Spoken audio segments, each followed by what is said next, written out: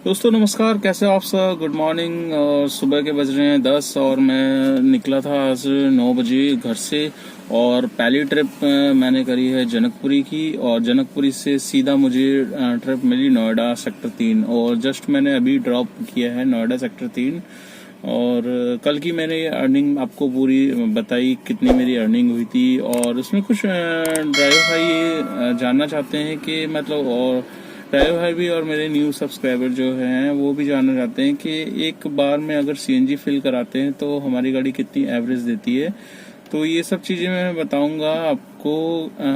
दोस्तों, पहली बात तो ये है कि सीएनजी डिपेंड करती है जिस सीएनजी पंप से आप सीएनजी फिल करवा रहे हो उस पर प्रेशर कितना है। अगर 220 प्रेशर है और आपकी सीएनजी नॉर्मली जो 350, क्योंकि अब धीरे धीरे आपको पता ही है प्राइस बढ़ते जा रहे हैं। 54 रुपये 50 पैसे हो चुका है अभी प्राइस। और जिस तरीके से मतलब रेट भी बढ़ रहे हैं उस हिसाब से सीएनजी भी हमारी ज़्यादा आती है। और ठंड के टाइम में तो आपको पता है प्रेशर अच्छा होता है, तो मतलब 400 440 तक हमारी मतलब पहुंच जाती है।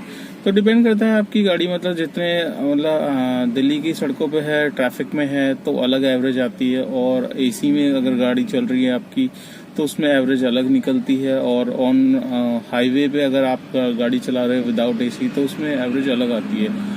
तो एक बार अगर सीएनजी फिल करा देते हैं सपोज 400 रुपये की, तो वो आराम से आपकी जो एवरेज है विदाउट एसी अगर हाईवे पे चला रहे हो तो आप 220 तक आराम से ले जा सकते हो गाड़ी। 220 या उससे ऊपर भी चल सकती है, डिपेंड करता है मतलब हाईवे मतलब कंटिन्यू चल रही है आपकी और सही है। और दिल्ली की सड़कों पे जो नॉर्मल है वो एवरेज आ जाती है सीएनजी की 170 180 इसके लगभग में मतलब ऑन एवरेज अभी दिखाई देती है। तो अभी मैं जस्ट नोएडा में हूँ और ट्रिप का वेट कर रहा हूँ। ओला उबर दोनों में मैंने राइडें अपनी खोल ली है। तो देखते हैं फिर आगे मैं शेयर करता हूँ फिर आज का दिन मेरा कैसा गुजरेगा, वो सारी डिटेल्स मैं आपको शेयर करूँगा। तो दोस्तों अभी मैं आ गया हूँ यहाँ पर राजनगर में आया था, लास्ट ड्रॉप था मेरा। तो फिर मैंने सोचा मेरा यूपी टैक्स मैंने भरा था तो उसका मेरे को रिन्यू डेट करानी थी, 31 जनवरी दी थी। तो मैं अभी आरटीओ ऑफिस से आ गया हूँ यहाँ लाल कुआं गाजियाबाद में। वहाँ से 5 किलोमीटर ही दूर था बस। तो अभी मैं बस यहाँ पर गाड़ी पार्क कर रहा हूँ। फिर उसके बाद अपना मेरा यूपी टैक्स है जो एनसीआर का, उसमें जो वैलिडिटी मिली थी वो मुझे 31 जनवरी मिली थी। तो अभी चलते हैं बस, फिर इसको देखता हूँ रिन्यू कराना है। तो दोस्तों अभी मैं जा रहा हूँ ये लाल कुआं आरटीओ ऑफिस के पास में पहुँच गया हूँ। और मैंने जो टैक्स अभी भरा था ना, पिछले साल भरा था जुलाई में, 3 साल का टैक्स है। इसकी फीस 3 साल की ली गई थी, बट जो इसकी पूरी 3 साल की वैलिडिटी नहीं मिली है। जब भी इन्होंने मेरे को मतलब 3 बार रिन्यूअल के लिए बुलाया, मैं 4थी बार रिन्यूअल के लिए जा रहा हूँ। तो अभी चलते हैं, देखते हैं क्या होता है।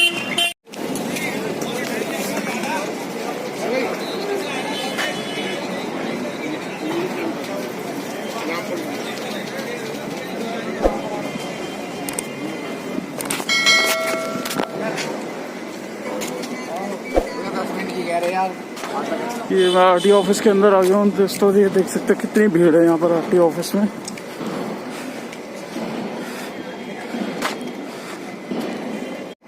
तो दोस्तों यहाँ मैं आया था अपना परमिट रिन्यू कराने, और जिनको दिखाया काउंटर पे, यहाँ पर लास्ट वाला काउंटर है, और वहाँ पर मैंने दिखाया था और उन्होंने बोला कि अभी डेट बढ़ के नहीं आई है, अभी जो 31 तारीख है वही 31 तारीख रहेगी।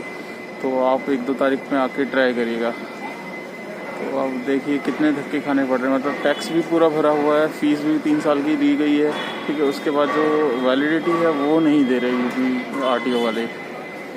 तो अब यहाँ से चलना ही पड़ेगा, फिर क्या कर सकते हैं।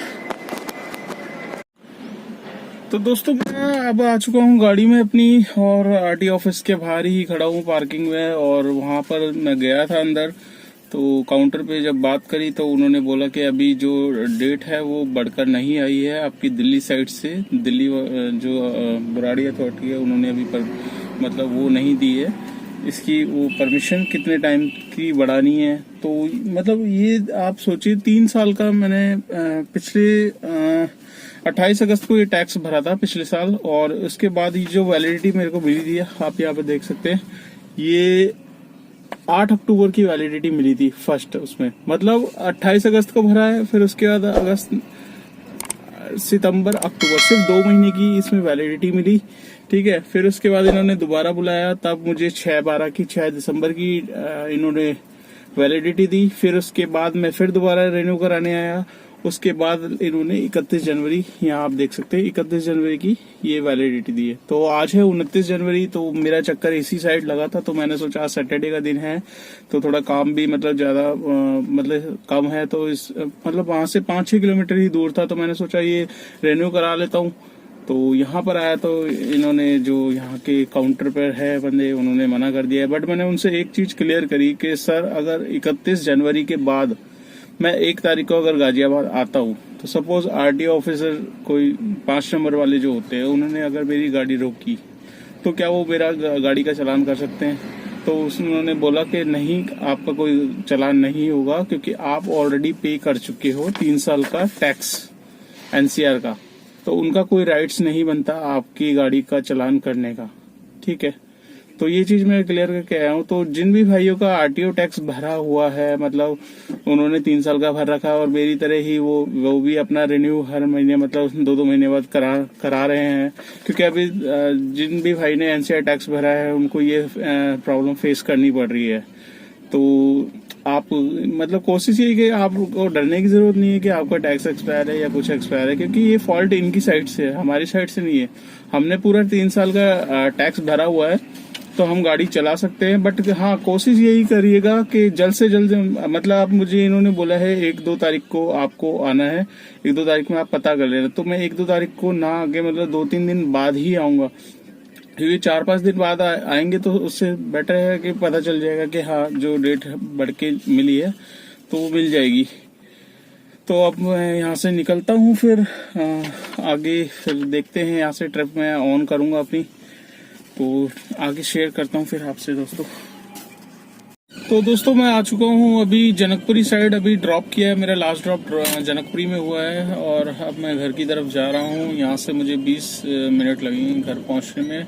तो आज का पूरा दिन मेरा गया है, मतलब कोई ज़्यादा ठीक काम नहीं हुआ, मतलब कल जितना काम हुआ था उससे थोड़ा सा कम ही हुआ है, क्योंकि गाजियाबाद था मैं उस टाइम। गाजियाबाद से फिर मुझे डायरेक्ट वहाँ गुरुजी आश्रम छतरपुर की ट्रिप मिली थी, तो उनको मैंने वहाँ ड्रॉप करके फिर मैंने लंच वगैरह किया, लंच करके फिर 1-2 ट्रिप छोटी मोटी करके फिर मैं जनकपुरी आ गया। अब जनकपुरी क्या है कि घर के पास जब आ जाते हैं हम, और तो फिर इधर उधर जाने का मन नहीं करता, क्योंकि अगर आप 4-5 किलोमीटर के रेंज में हो और घर के पास आ गए और शाम का टाइम है, तो आप कोशिश करते हैं कि घर की ही तरफ निकला जाए। और अभी टाइम आपका हो रहा है 6:30, तो मैं अभी 20 मिनट में मतलब 6:45-7 बजे तक अपना घर पहुंच जाऊंगा।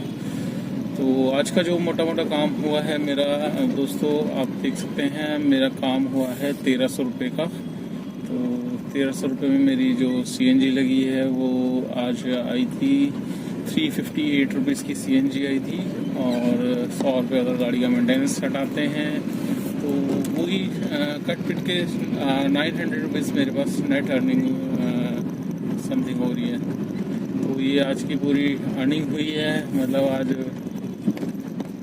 पहले क्या है, सैटरडे को अच्छा काम निकल जाता था, पर अभी जो एवरेज है वही मतलब 800-900 1000 यही एवरेज निकल पाती है पूरे दिन में। चाहे आप कितने ही मतलब सुबह जल्दी निकलोगे तब आपका 1-2 घंटे खराब होते हैं, क्योंकि बुकिंग्स कम आती है अभी।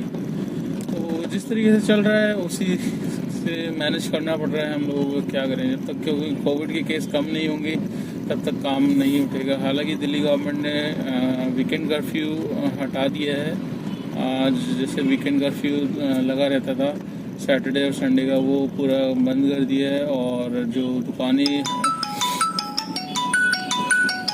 दुकानें ऑड इवन बेस पे खुल रही थी वो भी मतलब उस पर भी पाबंदी हटा दी है। बट इसमें अभी तक ये क्लियर नहीं किया है कि जो पाबंदियाँ हटी है उसमें जो उन्होंने ऑटो टैक्सी पर लगाया हुआ है 50% का, वो हटा है या नहीं हटा। ये चीज़ ना उबर कंपनी बताती, ना ओला कंपनी बताती, ना दिल्ली गवर्नमेंट की तरफ से कोई नोटिफिकेशन आता है। बस जो भी रिस्ट्रिक्शन लगाना है उन्हें कमर्शियल गाड़ियों पे ही लगाना है। तो अगर ये चीज़ें हटाई है तो आपको इस पे भी हटाना चाहिए। तो अभी तक तो मैंने किसी का व्हाट्सएप पे भी इतने वो आ रहे हैं कि ये हट चुका है, बट क्लियर कोई नहीं बता पा रहा कि अगर दोस्तों आपको पता है तो आप ज़रूर कमेंट्स बॉक्स में मुझे बताना कि मतलब जो पैसेंजर की कैपेसिटी है वो 50% पे ही अभी चल रही है या मतलब जो खुल गई है, इसमें अगर हम 4 बैठा सकते हैं तो दोस्तों जिस भी भाई को ये पता हो तो कमेंट्स करके मुझे ज़रूर बताना। तो आज की ये वीडियो आपको कैसी लगी लाइक ज़रूर करना, और चैनल पे फर्स्ट टाइम है तो सब्सक्राइब कर लेना, और दोस्तों के साथ शेयर ज़रूर करना दोस्तों। तो मिलते हैं नेक्स्ट अपडेट के साथ, और टिल देन बाय।